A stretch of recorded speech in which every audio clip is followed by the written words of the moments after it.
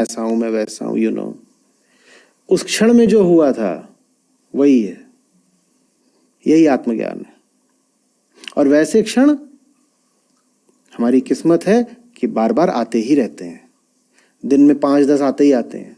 थोड़ा और संवेदनशील हो जाओ तो 15-20 आते हैं। थोड़ा और संवेदनशील हो जाओ तो पाओगे कि 25-50 आते हैं। और बहुत ही संवेदनशील हो गए तो पाओगे कि हर क्षण में अवसर है आत्मज्ञान का। जो लोग बहुत अब असंवेदनशील हो गए होते हैं, इनसेंसिटिव, मैं उनके लिए कहा करता हूं कि कुछ खास पल आते हैं जब आत्मज्ञान का अवसर होता है। नहीं तो सही बात तो यह है कि आत्मज्ञान के लिए जीवन का हर पल एक अवसर ही है।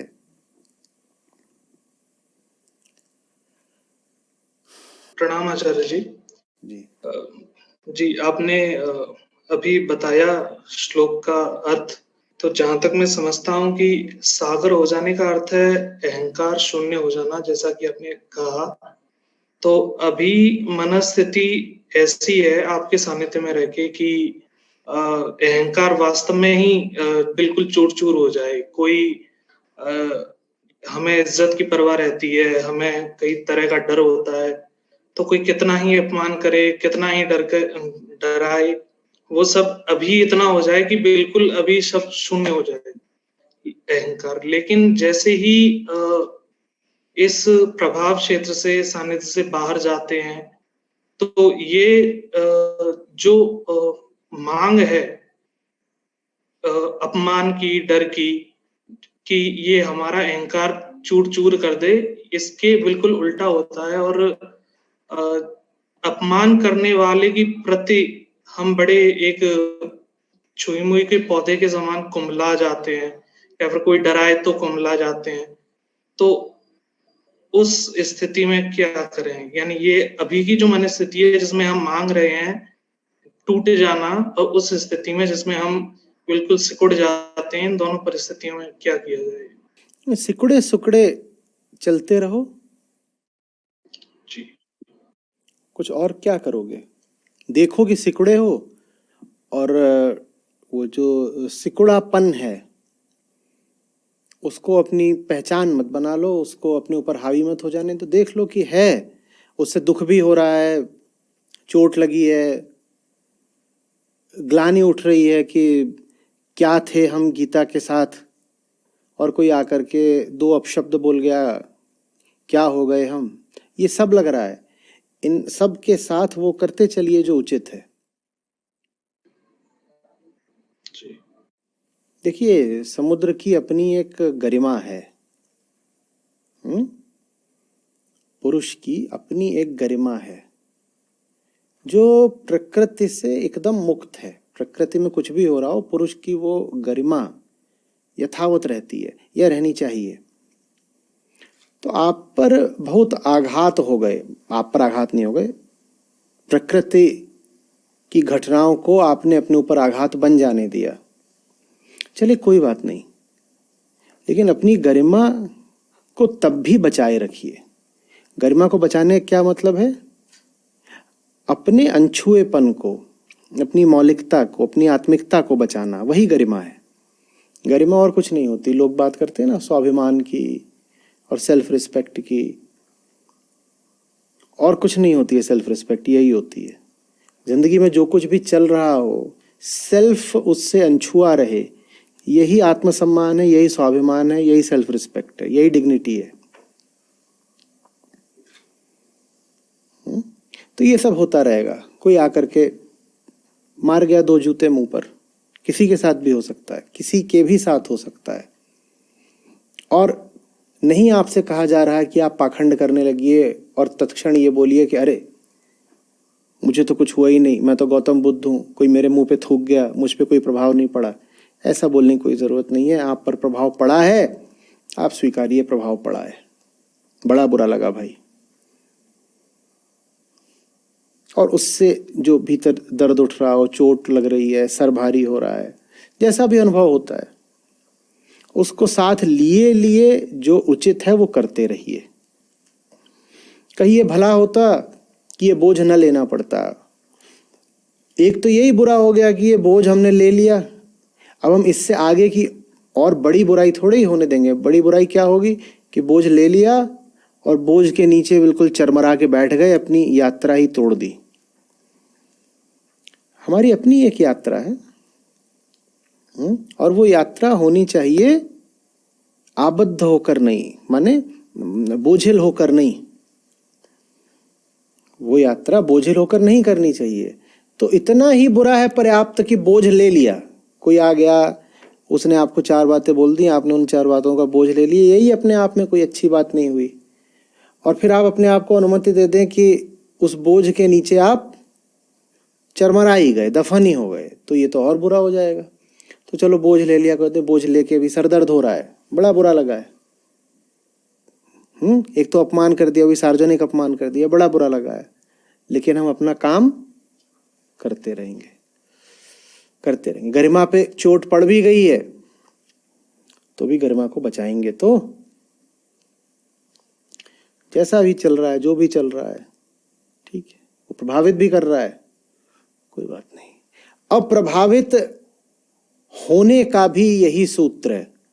जब प्रभावित हो तब भी ऐसे चलते रहो जैसे प्रभाव बहुत अर्थ नहीं रखते। अप्रभावित जीने का ये तरीका, युक्ति समझिए। जब प्रभावित हो भी जाओ तो ऐसे चलते रहो जैसे प्रभाव अर्थहीन है। खेलना है, चोट लग गई है, कैसे खेलोगे? कैसे खेलोगे? ऐसे खेलो जैसे चोट कोई अर्थ नहीं रखती। क्या चोट है? नहीं है।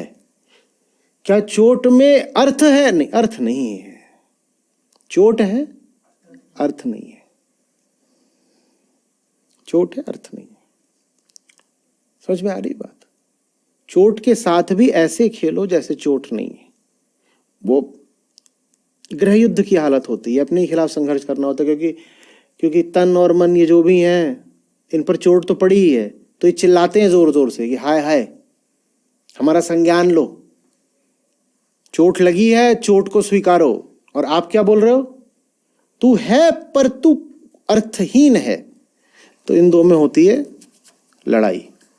तन मन क्या बोल रहे कि हमें आदर दो, चोट लगी है, उसको सम्मान दो, उसको स्वीकार करो, उसका संज्ञान लो। आप बोल रहे हो देखो, आप हो लेकिन आप अर्थहीन हो। आप हो लेकिन आप अर्थहीन हो। तो दर्द तो होगा लेकिन दर्द को अर्थ नहीं देने हैं। दर्द है, दर्द में अर्थ नहीं है। चलते रहो। जब दर्द को अर्थ दिए बिना चलते रहते हो तो चलते चलते पता चलता है कि दर्द अर्थ न पाकर विदा हो गया। दर्द आया ही किस लिए था? ताकि तुम उसे अर्थ से विभूषित करो, उसे अर्थ के सम्मान की मालाएं वगैरह पहनाओ। और दर्द आया, हम नहीं इनकार कर रहे कि नहीं आया, आया आया आया भाई, अनुभव हुआ, आया।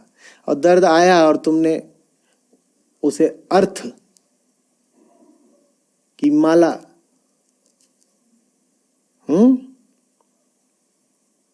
से नहीं नवाजा, तो उसको जाना पड़ता है। उसका उद्देश्य टूट गया ना बेचारे का, हार गया। दर्द सिर्फ इसलिए थोड़ी आया था कि वो एक शारीरिक या मानसिक चीज मात्र बना रहे। दर्द किस लिए आया था?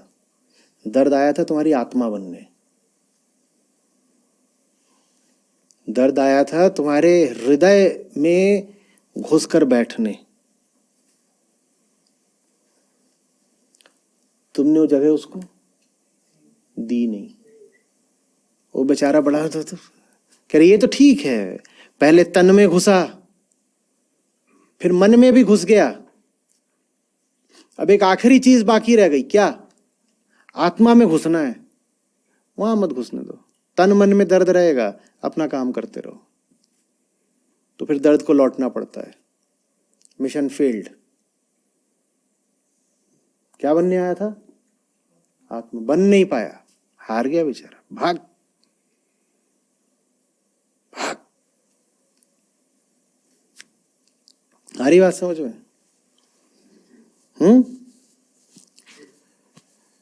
तो दर्द होता है, हाँ, और नहीं भी।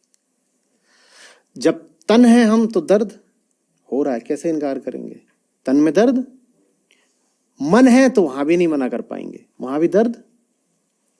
पर हमारी हस्ती का एक बिंदु है जहां हम कोई दर्द नहीं होने देते, वहां नहीं होता। होता है क्या? हाँ, दर्द है और नहीं भी है। निर्भर करता है कि तुम हमारे अस्तित्व की किस तल की बात कर रहे हो। कई तल हैं जिस पे दर्द इतना है कि क्या बोलें, जान जा रही है।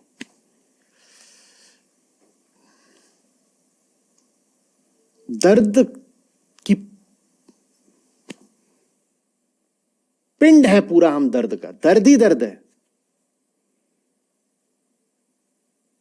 चिथड़े उड़े हुए हैं, लहूलुहान है, सूजे हुए हैं, तो दर्द है। और दर्द बिल्कुल नहीं,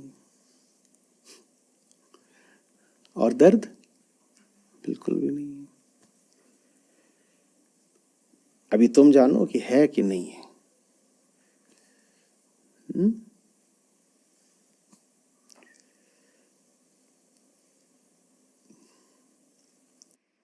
धन्यवाद आचार्य। प्रणाम आचार्य जी। जी आचार्य जी, अभी हम जो बात कर